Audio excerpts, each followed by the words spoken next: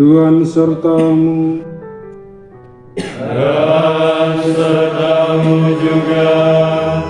Inilah Injil suci menurut Markus. Dimuliakanlah Tuhan.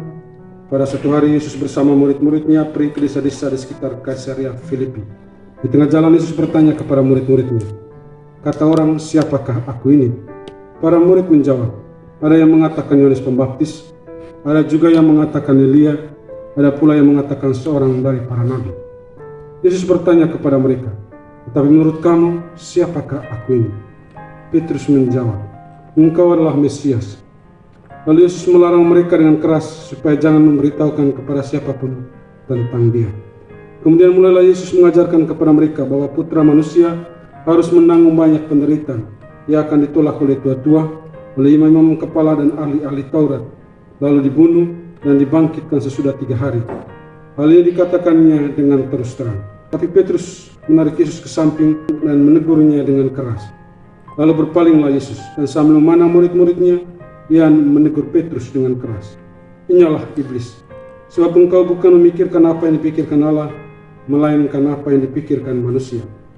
Lalu Yesus memanggil orang banyak dan murid-muridnya dan berkata kepada mereka, jikalau seorang mau mengikuti aku, ia harus menyangkal dirinya, memanggul salibnya, dan mengikuti aku.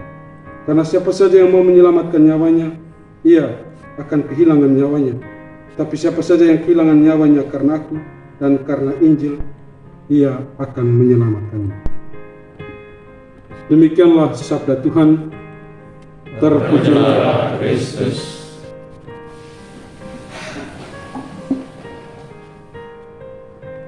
Bapak Ibu, saudara-saudari yang terkasih, para frater yang terkasih, bruder, selamat pagi untuk kita semua. Selamat pagi. Sedikit renungan singkat pada hari ini. Judulnya adalah iman agama bukanlah opium atau obat bius, tetapi salib. Ketiga bacaan pada hari ini berbicara tentang iman. Tema penting baik bacaan pertama, bacaan kedua, maupun bacaan Injil.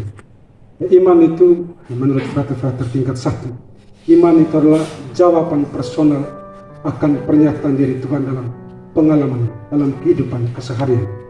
Iman itu adalah sikap penyerahan diri yang total kepada Tuhan. Dan menarik, ada beberapa definisi iman yang kita bisa petik dari ketiga bacaan pada hari ini. Yang pertama, iman itu membuat orang sabar. Menarik dalam bacaan pertama dari kidung hamba Yahweh yang menderita, bahwa di tengah situasi penderitaan, ditolak, dia tidak berpaling dari Tuhan. Dia tetap sabar. Dan kenapa dia sabar? Karena dia memiliki iman. Dia tahu bahwa Tuhan tidak pernah berpaling dari dia. Tuhan selalu menolong dia. Dan iman ini membuat orang sabar, membuat hamba Yahweh sabar. Artinya iman, orang-orang yang memiliki iman pasti dia akan sabar menghadapi penderitaan. Yang sering masalah sedikit sudah galau, itu berarti kurang iman sebenarnya, kurang iman.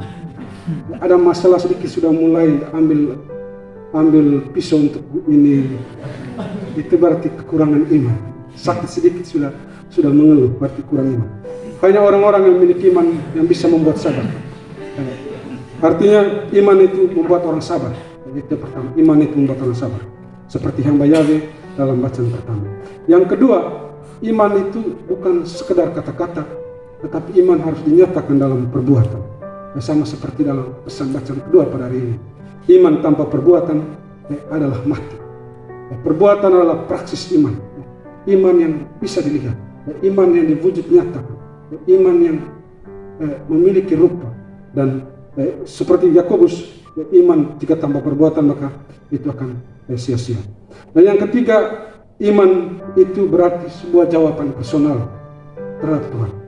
Sama seperti Yesus berkata kepada para muridnya, menurut kamu siapakah aku ini? Kata orang ini.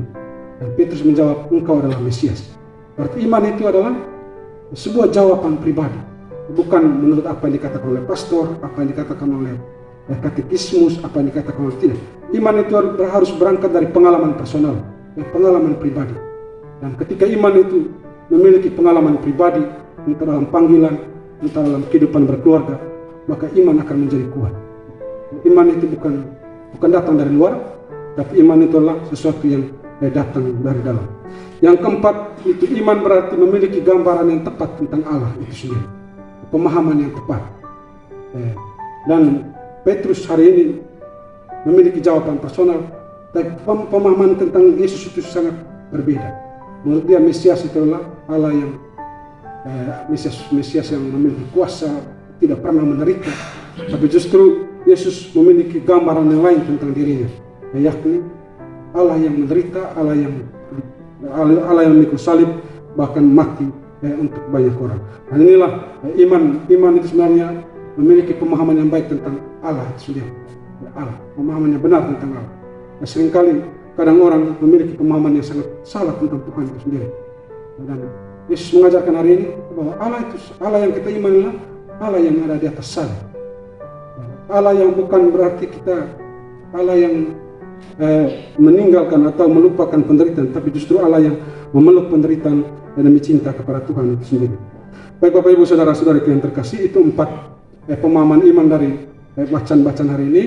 Pertama, iman itu membuat kita sabar. Yang kedua, iman itu harus diwujudkan dalam perbuatan. Yang ketiga, iman itu adalah sebuah pengalaman personal, pengalaman jawaban personal dari pengalaman masing-masing. Dan yang keempat, iman itu berarti memiliki gambaran yang benar tentang Tuhan itu sendiri yang kita imani. Dan menarik, mungkin ini pesan juga untuk kita pada hari ini, tentang agar kita juga bertumbuh dalam pengalaman iman ini, bahwa iman itu justru harus membuat kita sabar. Mungkin ukuran seberapa dalam iman kita itu dari kesabaran saja. Kalau memang selama ini kita kurang sabar, berarti kita kurang beriman. Itu saja. Mungkin pertanyaan hari ini, apakah saya sabar atau tidak? Kalau tidak sabar berarti iman masih kurang. Iman masih kurang. Yang kedua, bahwa iman itu juga harus diwujudkan melalui kata-kata, melalui tindakan, melalui perbuatan-perbuatan baik. Artinya banyak orang yang kemudian ragu akan iman kita karena memang tidak diwujudkan melalui perbuatan. Ini menjadi tantangan bagi kita, bagaimana iman itu kita wujudkan dalam perbuatan-perbuatan kita sehari-hari, perbuatan baik. Dan yang ketiga, bagaimana iman itu menjadi jawaban personal dari kita terhadap Tuhan, pengalaman pribadi. Artinya iman Kristen itu bukan sekedar apa yang kita dengar atau dari apa yang kita ini, tapi sebuah pengalaman personal, pengalaman pribadi sendiri dalam hidup berkeluarga, dalam hidup panggilan. Di sanalah iman hidup, yang melalui pengalaman masing-masing, sehingga iman bisa menjadi kekuatan yang membantu kita untuk bersiar di dunia ini. Dan sedikit cerita pengalaman pribadi saya tentang iman ini. Saya dalam 1 minggu ini ada di rumah sakit, dioperasi. Kalau Bapak melihat saya ada operasi di sini. Hari Selasa pagi itu saya dioperasi, dan saya dibius total itu. Nah, saya bilang, saya selama pas saya masuk dalam ruang operasi itu, dengan 3 orang dokter, bilang, Pater doa supaya kita mulai proses. Dalam hitungan 1 menit saya tidak sadar lagi, sampai 1,5 jam. Setelah saya sadar, saya sudah perban semua. Itu yang pertama, artinya bius itu membuat saya tidak rasakan rasa sakit. Ketika saya lihat di YouTube tentang orang yang operasi submandibula itu, habis submandibula itu yang sangat sakit sekali sebenarnya, karena bius itu membantu untuk itu. Itu yang pertama. Yang kedua, saya kebetulan di kamar nomor 2, saya BPJS kelas 2, kami BPJS kelas 2, dan tinggal di satu kamar yang ada 4 orang. Saya pikir pastor itu kelas 1, BPJS kelas 2. Dan di samping tempat kamar saya itu adalah seorang bapak tua. Saya di satu sisi memang agak terganggu, tidak bisa tidur karena bapak tua ini mengeluh karena dokter pasang kateter dia itu. Bagi dia itu baru pertama kali dalam hidupnya pasang kateter. Dia tidak protes. Tidak mah. Dia bilang, lebih baik saya mati daripada pasang ini kateter ini. Dia mengeluh banyak, tapi karena ada jam-jam tertentu dia menyanyi lagu-lagu rohani. Tapi kemudian dia kadang mengeluh lagi, protes lagi. Saya kadang begini, sisi dia ini bagus ya. Tapi selain juga kadang imannya itu diwujudkan melalui itu mudah mengeluh, mudah waktu itu. Itu sedikit tentang kisah ini, dan saya secara pribadi justru penderitaan itu membantu saya pikir membantu saya untuk berpikir banyak hal ya. Kesempatan saya selama 2 minggu sakit, kesempatan bagi saya untuk mulai bagaimana memperbaharui iman saya, dan justru pengalaman sakit membantu saya untuk lebih memiliki iman yang lebih baik. Dan menarik juga apa yang pernah teman-teman Fraktir pasti mendengar kritikan Feuerbach, satu filsuf Feuerbach dan kemudian Karl Marx. Untuk mereka seringkali agama atau iman itu seringkali sebagai opium atau obat bius yang melupakan rasa sakit. Seperti dalam bacaan kedua katakan, ketika ada saudara yang sakit bilang, kenakanlah selimut hangat, makan yang baik, minum teh yang segar supaya sehat. Tapi dia tidak pernah beri teh, tidak pernah beri minum. Itu tidak ada guna, itu hanya menyenangkan orang lain.